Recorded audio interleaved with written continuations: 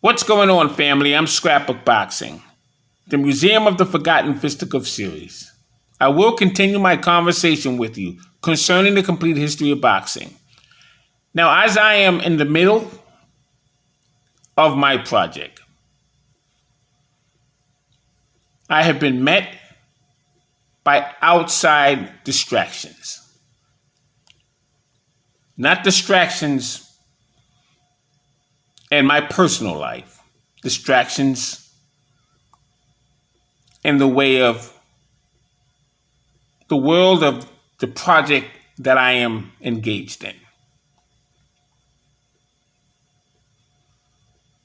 As I pay attention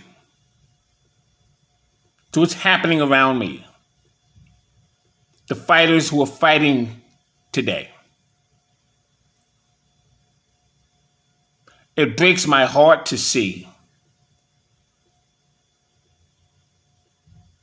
waste of talent and waste of opportunity, which is the key word, that has been given to a community that has not been given opportunity for decades and centuries. The very first fighter of America was a sharecropper, a young man by the name of Bill Richmond. From that point,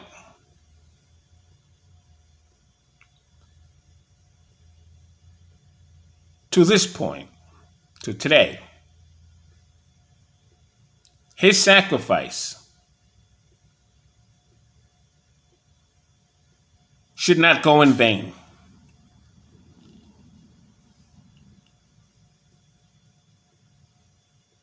You had Black Canadian fighters such as George Dixon and George Byers, Sam Langford, Old Chocolate, George Godfrey,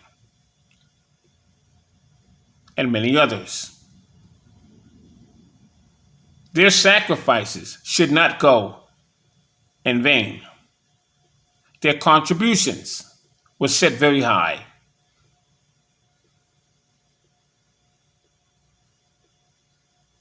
There are fights that should have been made, that were set up perfectly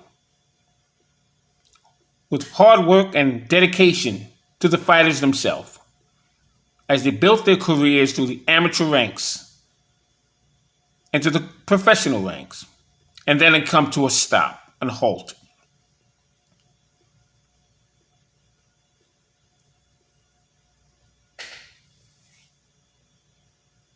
I call it lack of education under the historical umbrella. Some feel privileged,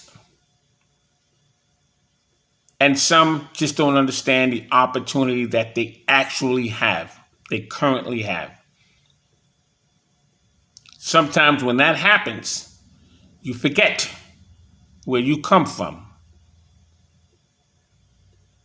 This project that I am currently and diligently working on is to comfort you with that, remind you of where you come from. And I'm speaking of the Black fighters.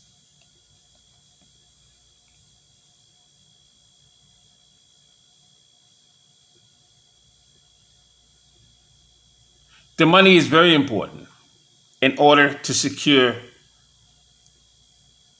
generational wealth. Yes. But if your last name is not etched in stone into contributions that has not yet been made,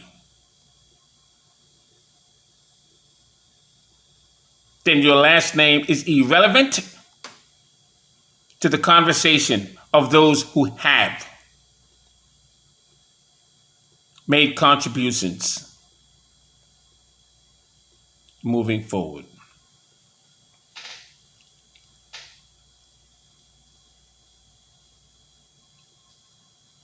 The heavyweight division is the gauging point to what era you are currently in.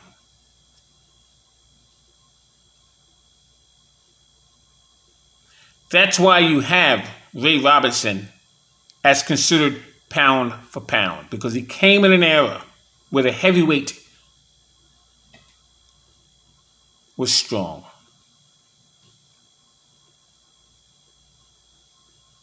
Ray Leonard, Thomas Hearns, Marvin Hagler, Alfredo Benitez. And you can add Roberto Duran. Those group of fighters were the fighters who were the measuring sticks to what era was considered the next generation. It was their responsibility to make sure that they improved the game. Larry Holmes was the heavyweight champion, but then you had heavyweights who were all over the place. The R.I.P. Greg Pages of the world, the R.I.P. Trevor Berbick of the world, the Pinklin Thomases of the world.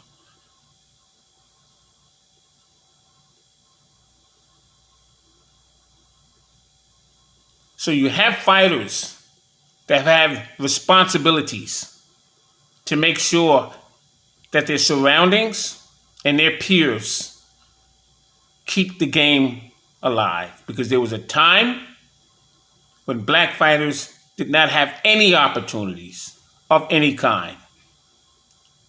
They could not dictate terms and conditions as they can today. When you go back to 1804, the first fighter of America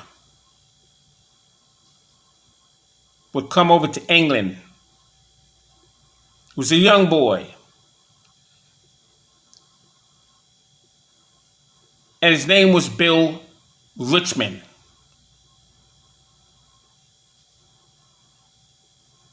He made opportunities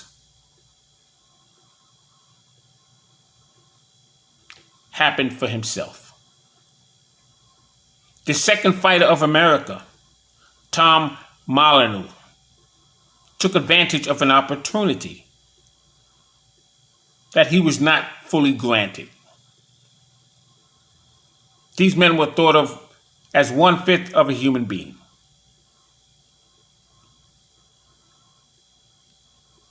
As you go back to America,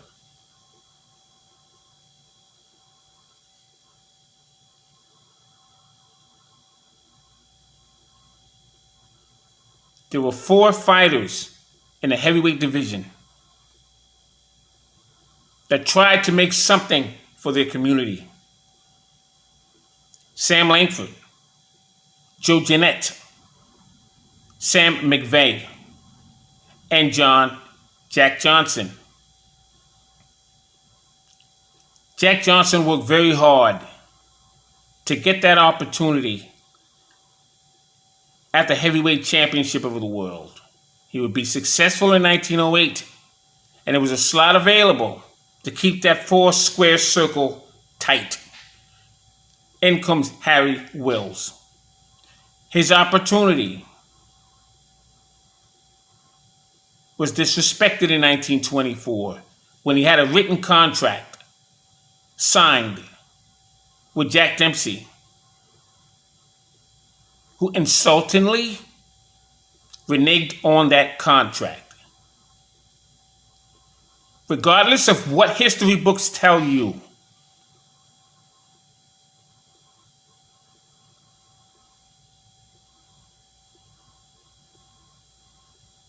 and Harry Wills was jobbed, and he was not given a fair shot opportunity until later on in his life. When you go back further,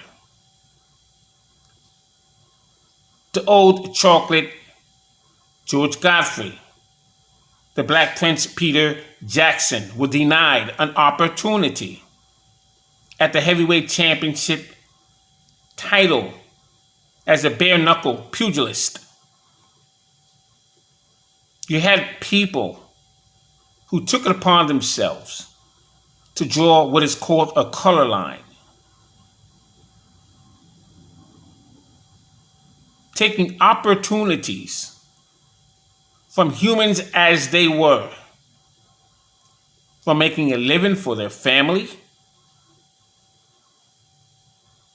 and creating some form of legacy for themselves.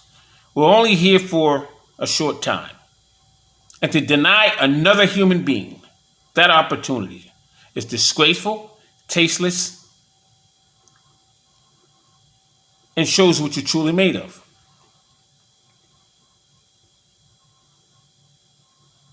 When you look at Gentleman Jim Corbett, Jack Johnson faces Jim Jeffries, who denied him while he was champion. He crossed the color line. Now he gets one. And the entire time Jack Johnson is facing Jim Jeffries in an honest boxing match, Corbett is calling him every single racial name in the book. He was the most disrespectful person there. And he was the face of boxing in his time.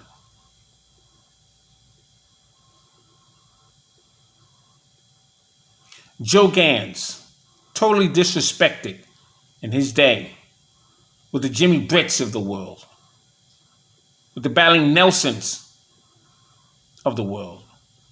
Do you realize his life was threatened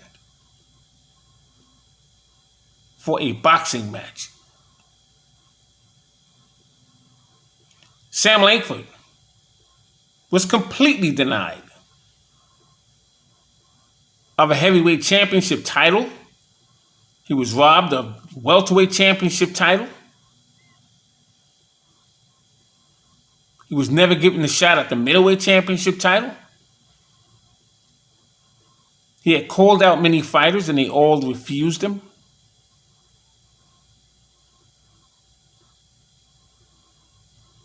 When you get to the second wave of Black Murderers Row,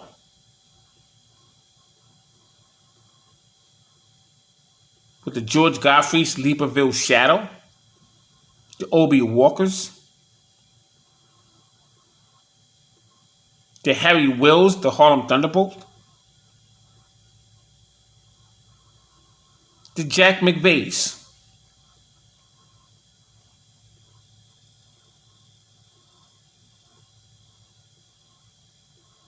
there were hundreds of fighters that are nameless that were treated as though they were never there.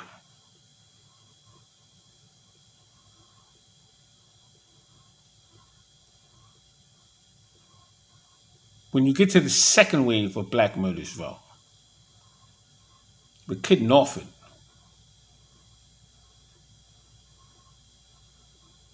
with Lee Anderson,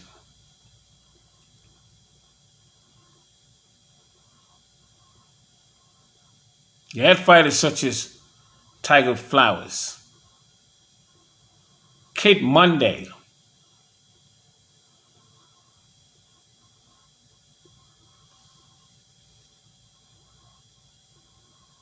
you had Bobby Dobbs and Leo Patterson, Leo Johnson. Johnson was the only opportunity, a fighter who would get a shot with Benny Leonard.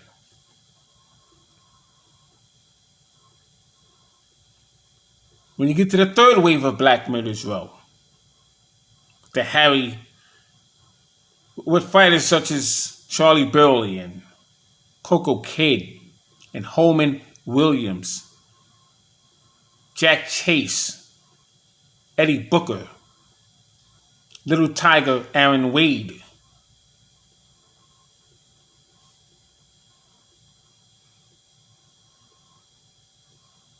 the Burt Lyttells of the world. You had fighters who were not considered black murderers rose, as the Charlie Greens, the Alan Faulkners, Joe Blackwoods, the Harry Bobos, the Wallace Cross of the world. Oh, you had so many of them. Just wishing for one opportunity. Then you get to the Amo Griffiths, the Beniket Peretz.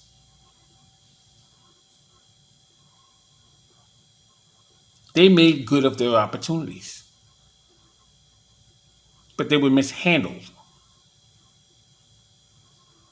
Some were not educated on how to handle. They didn't have opportunities as you have today.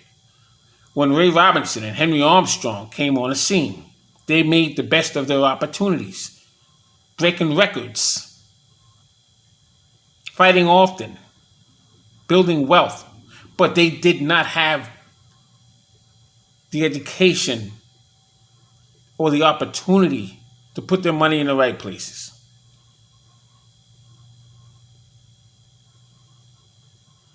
When you get to the 70s, the George Foremans and the Muhammad Alis, Floyd Pattersons from the 60s going into the 70s.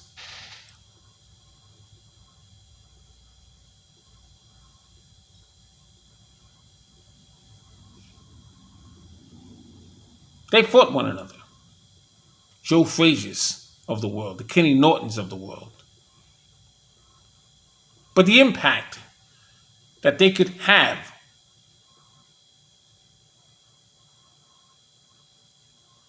were not exploited. 1980s, you had Ray Leonard's, Thomas Hearns, Marvin Hagler.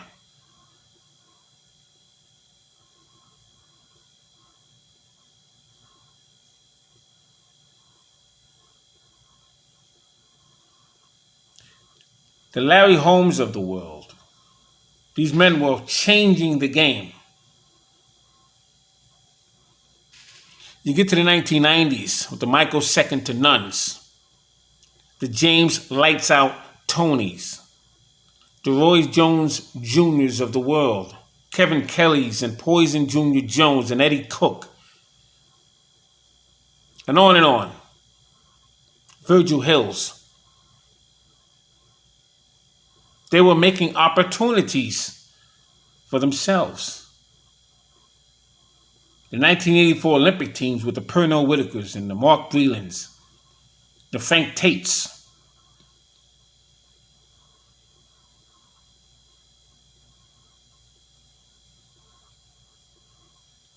When you get to 2000s,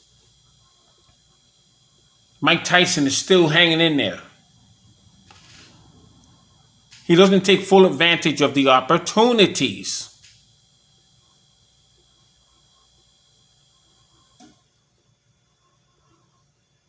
Lennox Lewis. Oh, we had some great fighters coming up. We have.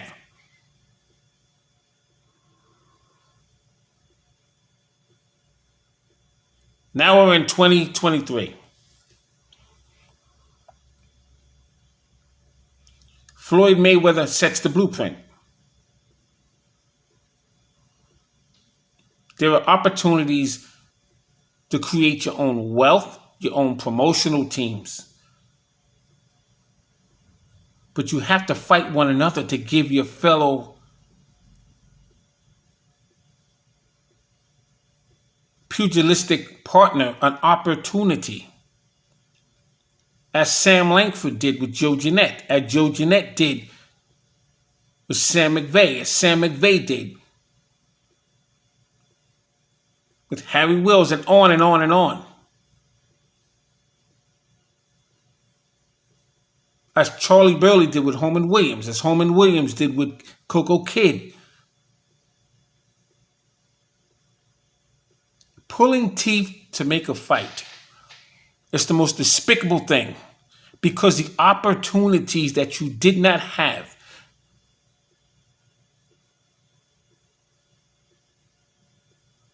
your ancestors didn't have, if you follow the tree.